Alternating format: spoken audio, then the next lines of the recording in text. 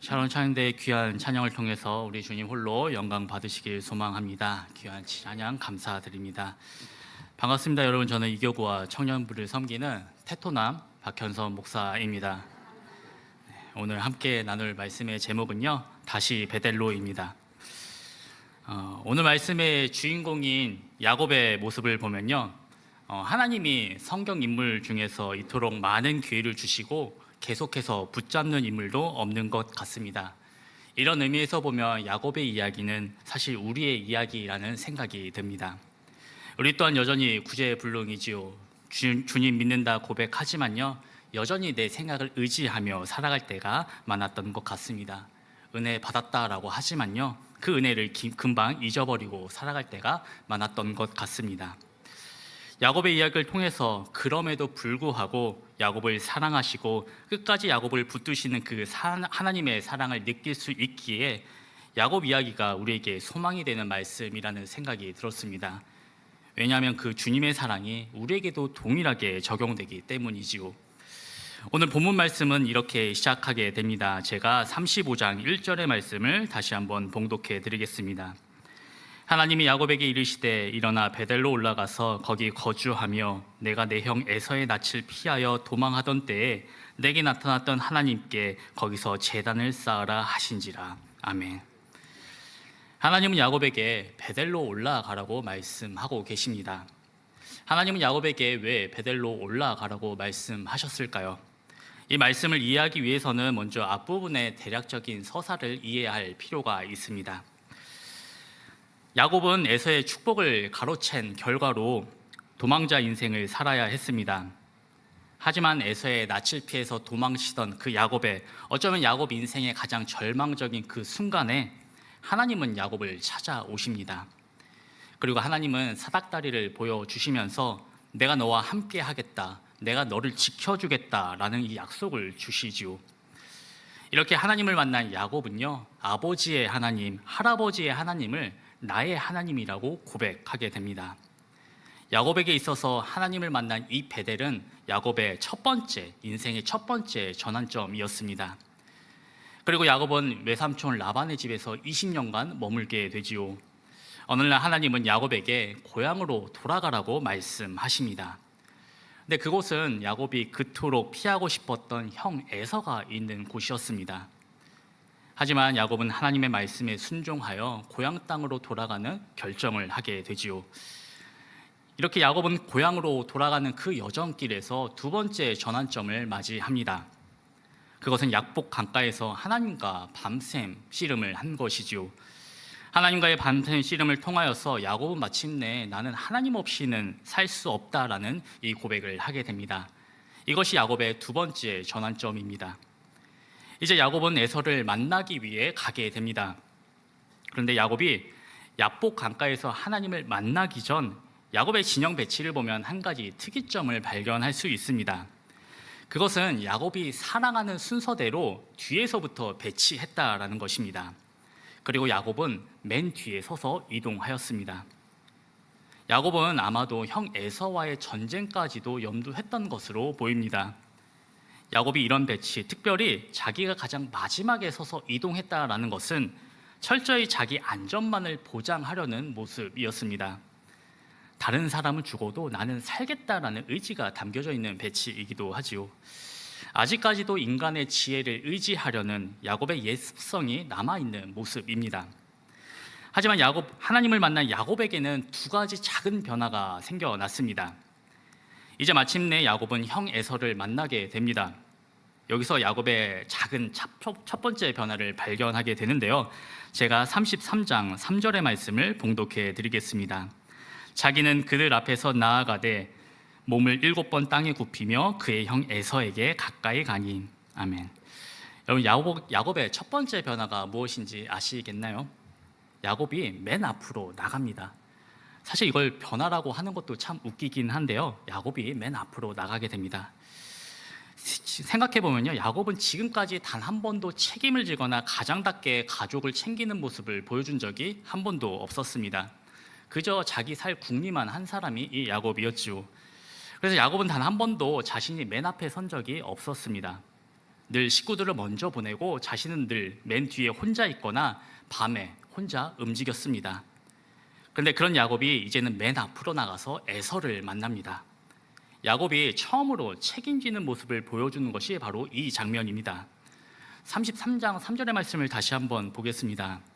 하나님을 만난 그 경험을 통해서 생긴 야곱의 두 번째 변화는요, 그것은 형 에서에게 7번이나 땅에 엎드려서 절을 한 것입니다. 야곱은 여태까지 형 에서를 형으로 인정해 본 적이 없었습니다. 그렇기 때문에 팥죽 하나로 형에게 장자권을 빼앗으려고 한 것이고요, 형과 아버지를 속여서 장제의 축복을 받으려고 한 것이었습니다. 그런데 그런 야곱이 변하게 된 것이죠.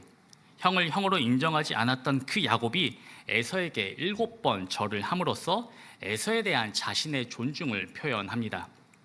처음으로 형에게 자신을 낮추는 모습을 보여준 것입니다. 그리고 야곱은 에서와 대화할 때 반복적으로 형님이라는 호칭을 사용하고 내 주라고 에서를 지칭합니다. 이것이 하나님을 만난 야곱의 두 번째 작은 변화입니다. 그것은 바로 낮아짐이지요. 저는 기독교가 변화의 종교라고 생각합니다. 우리가 하나님을 만나면 변할 수밖에 없습니다. 왜냐하면 하나님을 만남으로 인해서 우리는 더 이상 이전에 쫓았던 그 세상의 가치가 무가치하다라는 것을 깨닫고 하나님 중심의 가치관을 가지고 살아가기 때문입니다. 여러분의 삶에도 분명 야곱처럼 이런 전환점이 있을 줄 믿습니다. 저도 이런 전환점이 있었기 때문에 제가 이 자리에 있다고 생각합니다. 마침내 야곱과 에서가 20년 만에 만나게 됩니다. 아마도 야곱은요, 20년 동안 자기 머릿속에서 상상할 수 있었던 여러 상황들을 생각했을 것입니다. 근데 지금 에서의 반응은 자신이 생각했던 그 수많은 상황 속에서 절대로 일어나지 않았을 것 같은 그 반응이 에서에게 나왔습니다. 그것은 에서가 야곱에게 달려와서 야곱을 끌어안았습니다. 그렇게 두 형제는 서로 끌어안고 서로 눈물을 흘리게 된 것이지요. 성경을 읽는 독자의 입장에서 보면 너무 이상한 가족 상봉과 같은 너무나도 감동적인 장면입니다. 근데 두 사람이 끌어안고 울며 제외하면서 가장 놀란 사람은 두 사람 자신일 것이라고 생각합니다. 에서는 내가 왜 이놈을 끌어안고 있는지, 야곱은 이 형이 왜 나를 이렇게 쉽게 용서해 주는지 서로 껴안고 있지만 두 사람은 혼란스러웠을 것 같습니다. 하지만 일단은 20년 만에 만났다라는 그 사실만으로도 너무나도 좋았던 것이지요. 그리고 서로의 가족을 소개하며 20년간 자신들이 겪었던 일들을 나누게 됩니다. 분명 해피엔딩입니다. 해피엔딩이죠. 근데 우리 머릿속에서는 물음표가 떠나지 않습니다. 여러분, 에서가 왜 야곱을 용서했을까요? 에서는 왜 야곱을 보자마자 야곱을 껴안고 울었을까요? 이번에 말씀을 준비하면서 이에 대한 재미있는 해석을 한 가지 봤습니다. 야곱이 이제 야복 강가에서 하나님과 씨름을 하다가 이제 허벅지 관절이 망가지게 됩니다. 그래서 야곱은 평생을 이제 절뚝거리면서 살아야 했습니다. 아마도 야곱이 에서를 만나러 왔을 때도 이제 절뚝거리면서 왔을 것입니다. 근데 에서가 그런 야곱의 모습을 보면서 동정의 마음이 생겨서 이 야곱을 용서하고 야곱을 끌어안았다라는 해석이 있었습니다. 분명 재미있는 해석이긴 하지만요, 100% 맞다라고 보기는 어려울 것 같습니다. 여러분, 에서가 왜 야곱을 용서했을까요? 이유는 간단합니다. 하나님이 야곱을 만나시고 야곱을 변화시킨 것처럼 하나님이 에서를 변화시켰기 때문입니다. 하나님이 에서의 마음을 만지셨기 때문이라는 것이지요. 에서가 야곱을 용서한 것은요, 절대적인 하나님의 주권이었습니다. 우리 안에도 해결하지 못할 것 같은 여러 문제들이 있습니다. 그 문제를 생각하면 절망스럽고 한숨만 나오기도 할 것입니다. 하지만 우리는 해결할 수 없다 하더라도 하나님은 변함없이 우리와 함께 하고 계시고 우리를 위해서 일하고 계시다라는 사실을 우리가 꼭 기억하기를 바랍니다. 우리 하나님은 어떠한 상황과 관계 속에서도 기적을 이루어 가실 것입니다. 야곱에게는 이처럼 평생에 해결할 수 없을 것 같았던 문제가 있었습니다. 그것이 바로 형 에서와의 화해였습니다. 그런데 그 문제가 하나님의 은혜로 해결되었습니다. 정말 기적 같은 일이 일어난 것이지요. 그런데 문제가 해결된 야곱의 모습을 보면요, 야곱이 선택한 것을 보면요, 너무나도 실망스럽습니다. 에서는 야곱에게 이제 내가 앞장설 테니까 세일로 돌아가자라고 이야기를 합니다. 그러니까 야곱은 형 에서의 말에 지금 우리가 여기까지 오느라 너무 피곤하고 지쳤기 때문에 천천히 가겠다라고 이야기를 합니다. 이에 대해 또 에서는 자신의 종을 붙여줄 테니까 따라오라고 이야기를 한 것이죠. 근데 야곱은 이 형님의 제안마저 거절하면서 형님이 먼저 가시면 천천히 따라가겠다라고 이야기를 합니다. 그리고 나서 야곱이 어디로 가냐면요, 야곱은 숫곳으로 가게 됩니다. 우리 지도 한번 보여줄 수 있으실까요? 네, 저도 안 보이네요. 잘 안 보이실 것 같은데요. 숫곳은요, 세일과 완전 다른 방향에 있습니다. 그리고 야곱은 이 숫곳을 지나서 세겜이라는 곳까지 가게 됩니다. 지도 내려주셔도 됩니다. 근데 이 세겜이라는 곳에서 야곱은 비극적인 사건을 경험하게 됩니다. 물론 야곱이 에서의 길을 따르지 않은 것은요, 분명 옳은 선택 맞습니다. 왜냐하면 세일은 에서에게 주신 땅이지 야곱에게 주신 땅이 아니기 때문입니다. 하나님이 야곱에게 주신 땅은 세일이 아니라 가나안 땅입니다. 아마 야곱이 에서의 길을 따랐다라고 한다면요, 하나님이 약속하신 언약의 땅을 거부하는 것이 되겠지요. 이런 의미에서 야곱이 에서의 길을 따르지 않은 선택은 100번 옳은 결정입니다. 그런데 문제가 무엇일까요? 야곱이 세겜에 머문 것이 문제였습니다. 물론 세겜 또한 가나안 땅에 속하는 것이 맞습니다. 하지만 분명한 것은 이 세겜은 하나님이 약속하신 땅은 아니라는 사실입니다. 분명 겉으로 봤을 때는 야곱이 에서의 길을 따르지 않았기 때문에 하나님의 말씀에 순종한 것처럼 보입니다. 하지만 세겜에 머물렀다라는 것을 보았을 때 결코 온전한 순종은 아니었다라는 것이지요. 이 선택을 통해서 야곱이 에서의 길을 따르지 않은 이유를 알 수 있습니다. 야곱은 불안했던 것입니다. 형이 연기하고 있을지도 모른다고 생각한 것입니다. 화해는 했지만 뭔가 찝찝했던 것이지요. 지금 야곱은 분명 자신이 해결할 수 없는 문제를 하나님이 해결해 주시는 것을 경험했습니다. 그런데 그 문제가 해결되자마자 큰 문제가 해결되니까 야곱은 다시 한번 내 힘으로, 내 뜻대로 살아가려고 행동한 것입니다. 이번에는 다를 줄 알았습니다. 야곱이 이번만큼은 다를 것이라고 생각했습니다.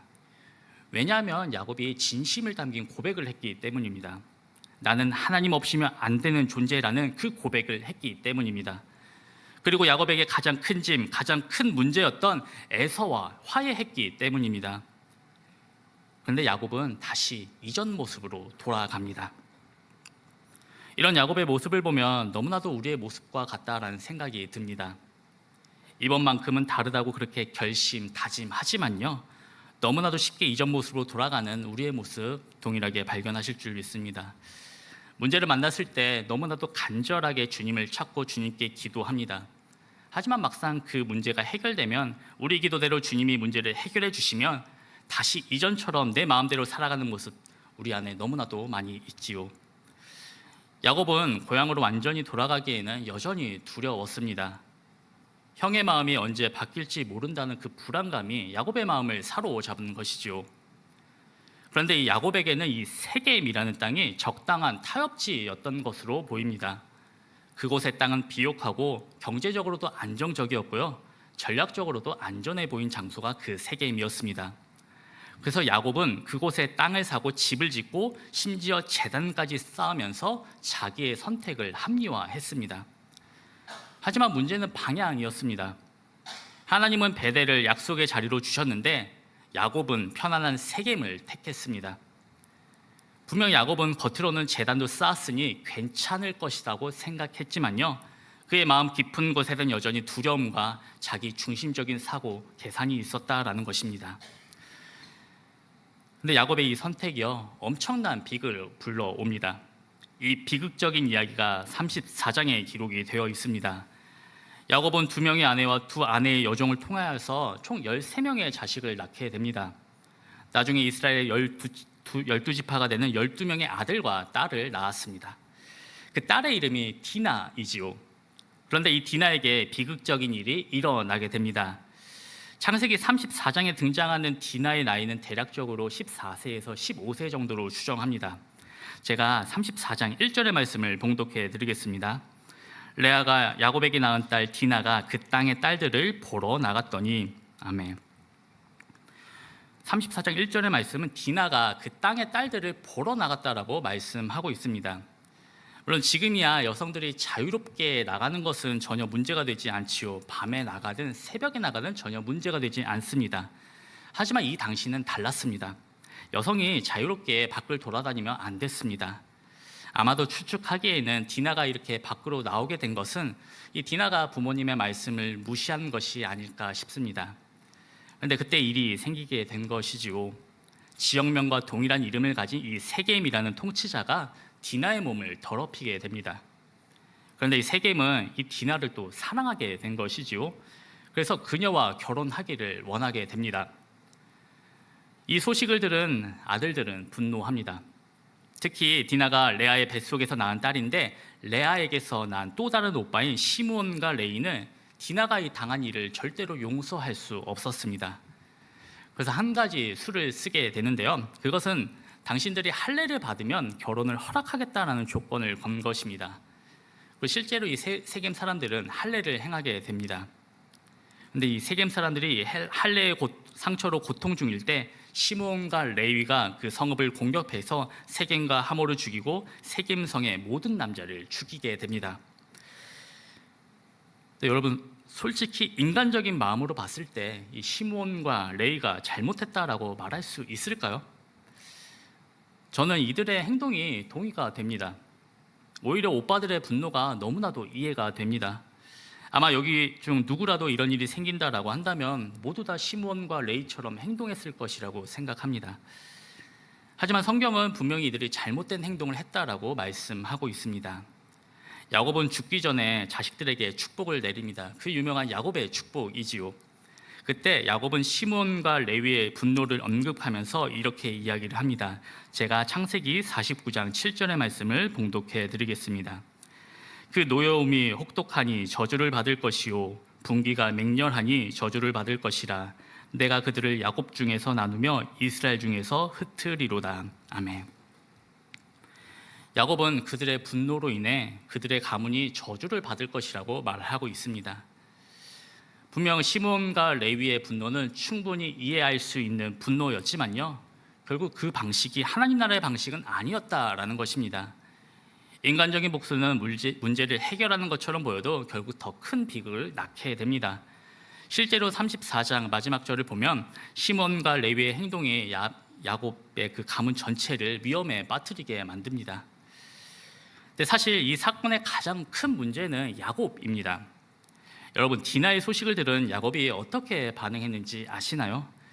34장 5절의 말씀을 보면요, 야곱은 아들들이 올 때까지 그저 가만히 있었다라고 성경은 말씀하고 있습니다.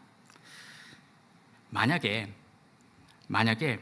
야곱이 믿음의 가정으로서 하나님께 물었다면 이 이야기는 분명 달라졌을 것입니다. 이 사건의 핵심 문제는 자녀들의 분노보다 영적 지도자인 야곱의 침묵에 있었다라는 것이지요. 그래서 창세기 34장의 말씀은요, 성경에서 가장 어두운 장이기도 합니다. 왜냐하면 34장에는 야곱과 동행하신 그 하나님이 단 한 번도 언급되지 않기 때문입니다.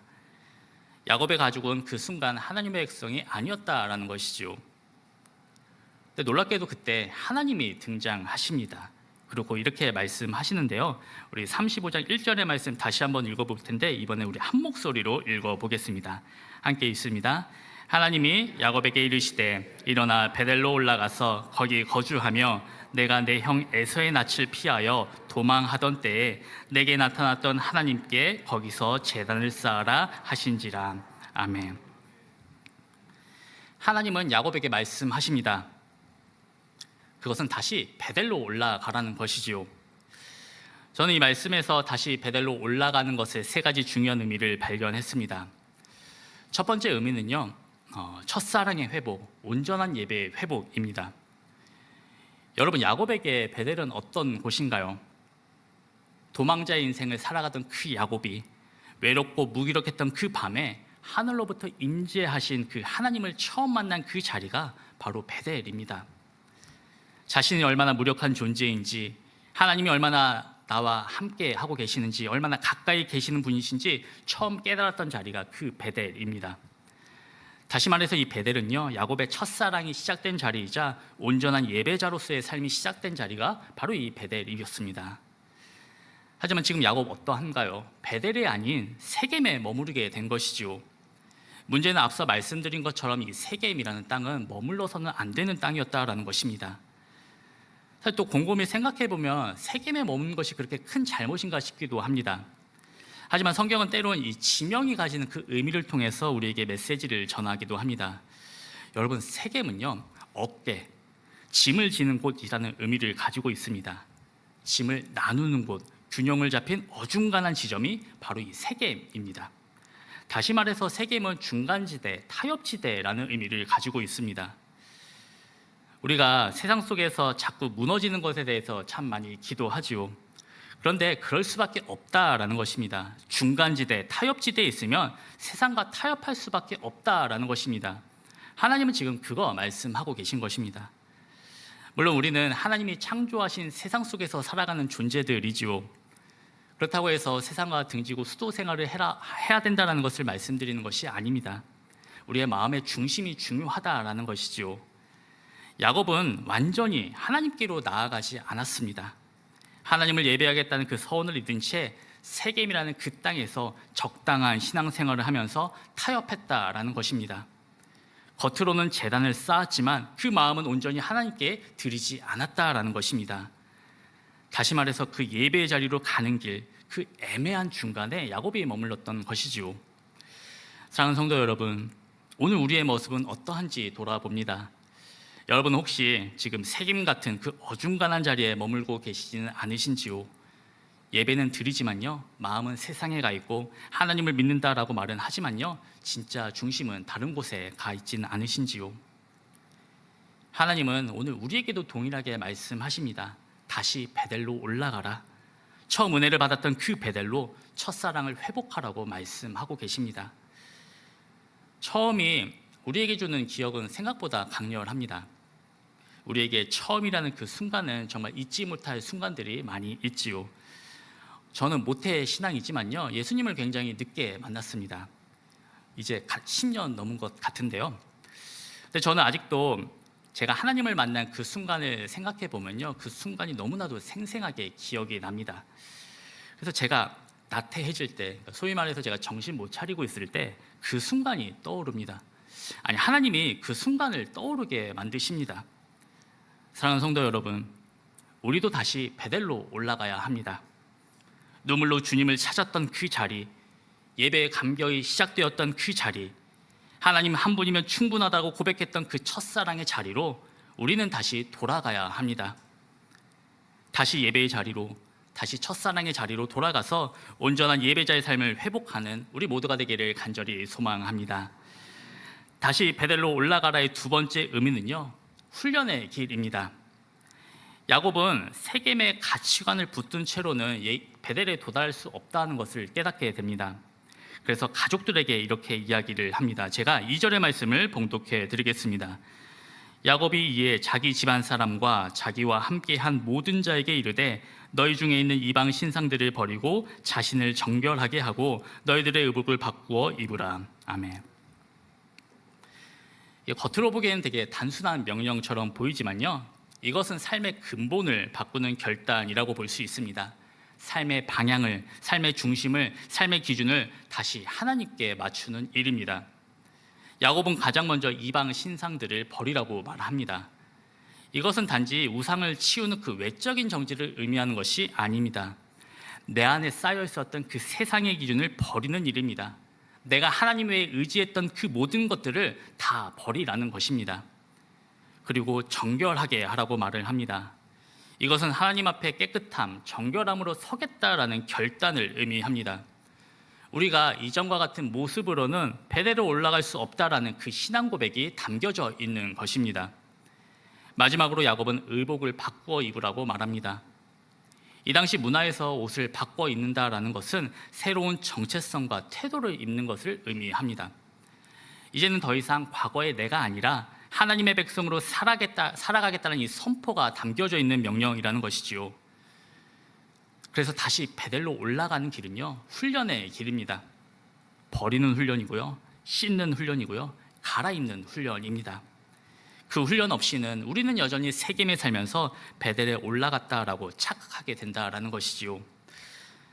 사랑하는 성도 여러분, 우리가 매주 드리는 이 예배의 시간은요, 우리의 삶의 중심이 바뀌는 시간입니다. 내가 하나님보다 더 중요했던 것들을 버리는 시간입니다. 내가 붙잡고 있었던 성공, 내 마음을 지배했던 그 불안감, 사람의 시선, 세상의 인정, 그 모든 것들이 우상이었다라는 것을 인정하고 그것을 모두 내려놓는 결단이 예배로의 회복이라는 것이지요. 다시 베델로 올라가기 위해서 세상의 가치관을 과감히 내려놓고 하나님 중심의 가치관을 가지고 세워나가는 우리 모두가 되기를 간절히 소망합니다.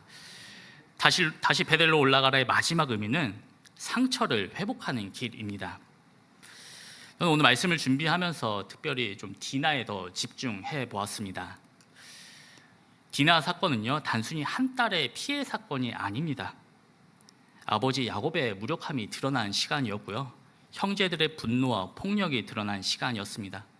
다시 말해서 이 디나 사건은 가정의 분열과 두려움이 한꺼번에 드러난 상징적인 사건입니다.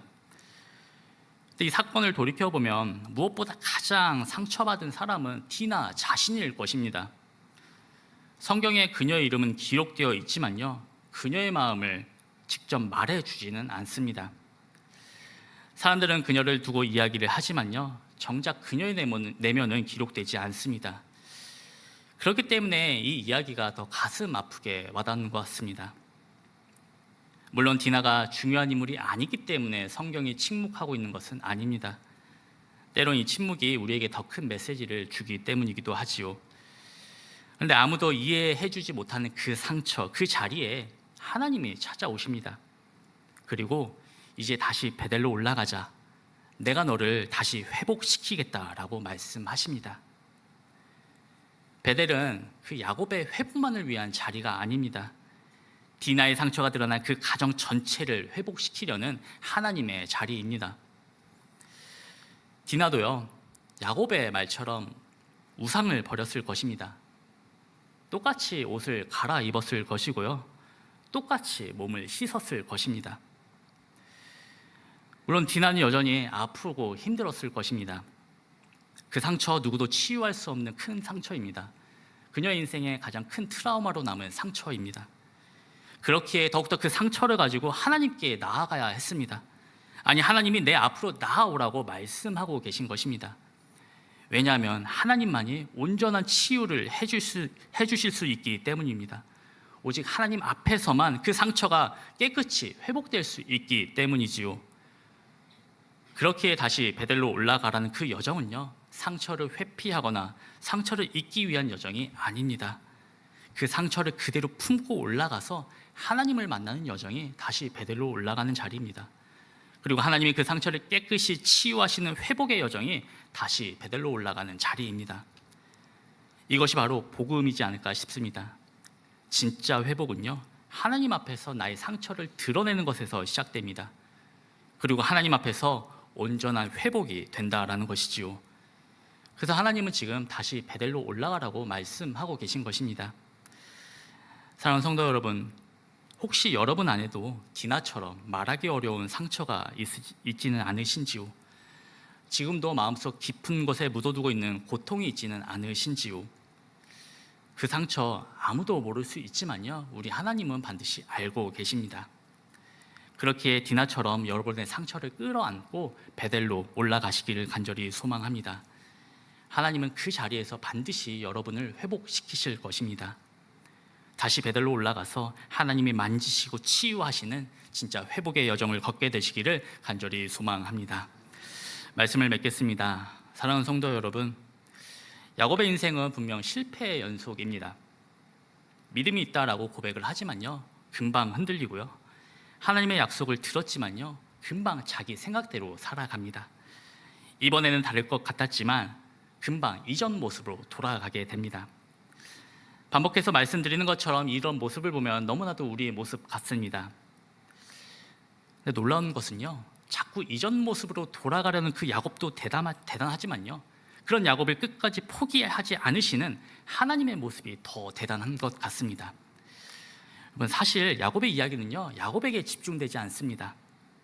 야곱이 자꾸 이해할 수 없는 그 행동을 할 때마다요, 어김없이 하나님이 등장하십니다. 그리고 자꾸 야곱에게 기회를 주시고요, 야곱에게 복을 주십니다. 이쯤 되면 이 야곱을 크게 한번 혼 좀 내주셨으면 좋겠는데 아닙니다. 오히려 더 큰 복을 주십니다. 어떤 목사님이 이 야곱 이야기에 대해서 이렇게 말씀하신 적이 있었는데 제 마음속에 굉장히 와닿은 표현이었습니다. 어떻게 말씀하셨냐면요, 야곱 이야기는 하나님의 사랑 낭비 이야기이다. 야곱 이야기는 하나님의 사랑 낭비 이야기이다. 여러분, 동의가 되시나요? 저는 너무나도 동의가 됐습니다. 뭔가 낭비라고 하니까 뭔가 부정적인 느낌이 들기도 하지요. 맞습니다. 지금 하나님이요, 손해보는 장사 하고 계신 것입니다. 진짜 가성비 죄로죠. 좀 격하게 말하면요, 지금 하나님 쓸데없는 행동 하고 계신 것입니다. 근데 중요한 것은요, 하나님은 우리를 향한 그 낭비 같은 사랑을 절대로 포기하지 않으신다라는 것입니다. 포기할 생각도 없으십니다. 하나님의 사랑은 끝이 없다라는 것이죠. 저런 구제불능 야곱을요, 하나님은 왜 그렇게 사랑하시는지, 그 사랑이 정말 낭비처럼 보이기도 하지만요, 결국 하나님의 끝없는 사랑이 야곱을 변화시킵니다. 그런데 사랑하는 성도 여러분, 이 하나님의 사랑 낭비 이야기가요, 야곱에게만 있는 것이 아니라 지금 우리에게도 열려 있다라는 사실입니다. 이게 진짜 은혜이고 복음이지 않을까요? 사랑하는 성도 여러분, 하나님은 우리를 너무나도 사랑하고 계십니다. 하나님은 우리를 너무나도 사랑하고 계십니다. 하나님은 지금도 그 사랑을 우리에게 낭비하고 계십니다. 도무지 아깝고 손해 같아 보이는 이 하나님의 사랑이요, 우리에게 끝없이 쏟아지고 있다라는 사실입니다. 우리는 그 사랑으로 살아가는 존재들입니다. 우리는 그 사랑이 없으면 안 되는 존재들입니다. 가장 먼저는요, 주님의 이 끝없는 사랑을 날마다 누리며 살아가는 우리 모두가 되기를 간절히 소망합니다. 그래서 날마다 우리의 삶 속에서 주님 사랑합니다 라는 이 고백이, 주님 고맙습니다 라는 이 고백이요, 멈추지 않는 삶을 살아가는 우리 모두가 되기를 주님의 이름으로 간절히 축원합니다. 기도하겠습니다. 참 좋으신 하나님 아버지, 오늘도 말씀으로 우리를 다시 부르시니 감사합니다. 지금 야곱처럼 자꾸 이전으로 돌아가는 우리이지만 그럼에도 포기하지 않으시는 그 하나님의 사랑을 기억합니다. 주님, 이제 다시 베델로 올라가기를 소망합니다. 은혜를 처음 만났던 그 자리로, 예배의 감격이 회복됐던 그 첫사랑의 자리로 나아가게 하여 주옵소서. 우리 안에 있는 두려움과 타협, 하나님보다 앞세웠던 세상의 기준들을 버리게 하여 주시고 하나님 앞에 정결한 마음으로 설 수 있도록 인도하여 주옵소서. 주님, 디나의 상처처럼 말하지 못한 아픔이 있는 이들에게 회복을 시작하시는 그 하나님을 만나게 하여 주시고 그 자리에서도 주님의 손길을 경험하게 하여 주옵소서. 특별히 새롭게 시작되는 이번 한 주도 주님의 사랑에 반응하며 살아가는 예배자의 삶이 되게 하여 주옵소서. 모든 것에 감사드리며 예수님의 이름으로 기도드립니다. 아멘.